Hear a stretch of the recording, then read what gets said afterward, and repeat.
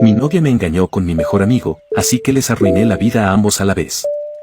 Rachel, mi mujer, y yo crecimos en una gran ciudad de casi 30.000 habitantes. Nos conocíamos desde muy pequeños y éramos prácticamente inseparables. A los 16 empezamos a salir. Cuando cumplimos 18, nos mudamos por trabajo a una ciudad a pocas horas en coche. A los 20 ya estábamos casados y habíamos comprado nuestra primera casa. A los 22 descubrimos que estaba embarazada de un niño. Unas 5 semanas antes de la baja por maternidad, una gran estantería se desplomó y la aplastó. Me dijeron que ella y nuestro hijo murieron en el acto. 2 de sus compañeros también resultaron heridos en el accidente, uno quedó paralítico y el otro perdió una pierna que tuvieron que amputarle. La empresa para la que trabajaba había decidido seguir utilizando estanterías viejas que habían sido dadas de baja por inseguras en lugar de sustituirlas para poder reducir costes. Aún no he perdonado del todo a los ejecutivos y directivos que tomaron aquella decisión, porque truncaron la vida de mi mujer y mataron a nuestro hijo nonato. Poco después me dijeron que podía elegir cómo proceder con lo que su empresa llamaba indemnización, pero yo lo llamaba dinero manchado de sangre. Querían llegar a un acuerdo extrajudicial para evitar una demanda. Yo, en cambio, quería su sangre. Afortunadamente, gracias a la cobertura mediática que tuvo y a la implicación de varios políticos, el caso se resolvió rápidamente en los tribunales y el pago para todas las partes fue casi 10 veces superior a la cantidad que habían ofrecido inicialmente. Se les impusieron muchas multas por infracciones laborales, de salud y seguridad, se despidió a ejecutivos y se encarceló a otros.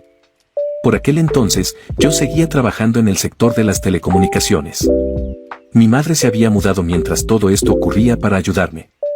Creo que me habría derrumbado si ella no se hubiera implicado tanto. Por aquel entonces me ofrecieron un ascenso, pero implicaba viajar mucho por todo el estado.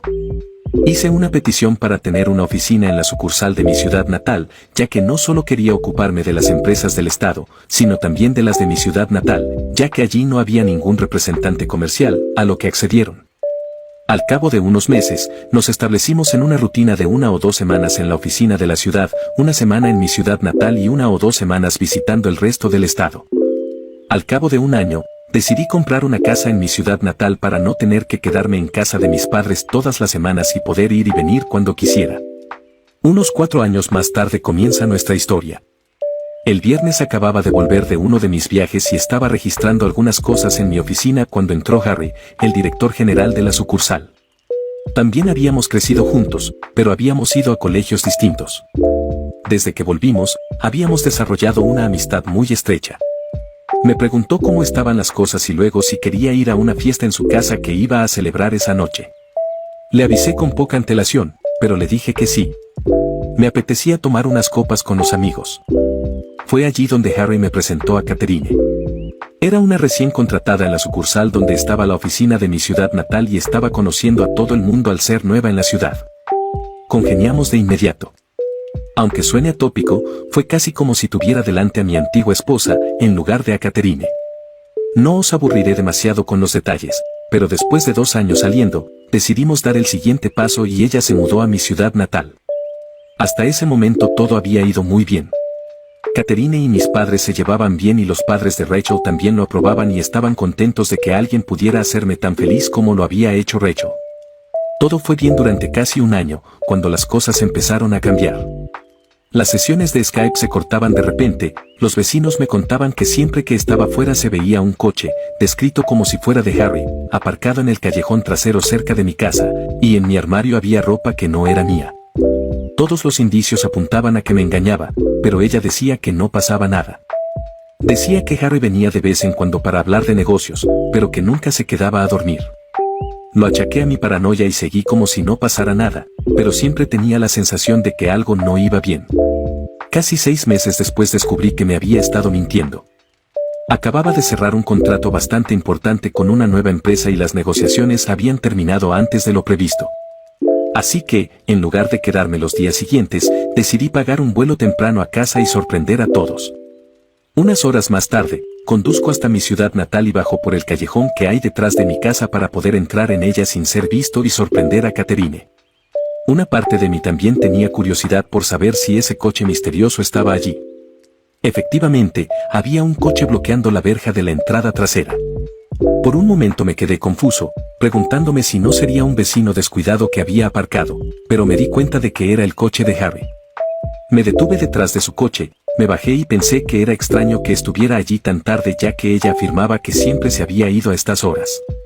Al acercarme a la parte trasera de la casa vi algo que me hizo caer el estómago. En la cocina, Catherine y Harry estaban peleándose. Me quedé paralizada. El tiempo se detuvo. Allí estaba mi mejor amigo, teniendo relaciones en el banco de mi cocina con mi novia. No sabía qué hacer. Tantas preguntas pasaban por mi cabeza. ¿Era real o estaba soñando? ¿Por qué estaban teniendo relaciones en mi casa? Derrotado, me di la vuelta y me fui sin que me vieran. Me quedé sentada en el coche durante una eternidad. Lloraba desconsoladamente. Pero la tristeza se convirtió rápidamente en rabia. El mismo tipo de ira que sentía hacia los responsables de la muerte de Rachel. Quería hacerles daño. Como pacifista, no creo en la violencia. Fue entonces cuando supe que iba a castigarlos y destruir sus vidas. ¿Y qué mejor momento para empezar que ahora? Moví mi coche de vuelta al callejón, lo suficientemente lejos de mi entrada que todavía podía ver el coche de Harry, y luego caminó de nuevo a la puerta donde podía ver en la casa, y llamó a su teléfono. Todavía iban a por él cuando sonó. Los dos miraron el identificador de llamadas y dieron un respingo cuando apareció mi nombre. Me di cuenta de que ella estaba pensando en contestar y dejaron que sonara. Al cabo de unos instantes volvieron a la carga y volví a marcar. Esta vez contestó ella. Mientras contestaba, colgué y me dirigí a mi coche. En cuanto lo hice, me volvió a llamar. Me preguntó por qué llamaba tan tarde y le dije que estaba a 10 minutos de casa y que no quería asustarla al entrar. Ella, obviamente, se sorprendió y actuó feliz de que yo viniera y la llamada terminó muy rápidamente después de que ella dijo que iba a levantarse y cambiarse en algo. Le dije adiós y colgué. Unos instantes después, Harry entró por la puerta y, aún medio desnudo, se subió a su coche y se largó como un murciélago. Sonreí un poco, sabiendo el miedo que ambos estarían sintiendo al estar tan cerca de ser atrapados. Esperé unos instantes antes de girar mi coche en el mismo lugar en el que Harry había estado momentos antes. La noche fue bastante tranquila después y no fue hasta después de que ella se durmiera que me levanté y fui a mi oficina al final del pasillo. No podía dormir. Necesitaba planear. Y eso hice.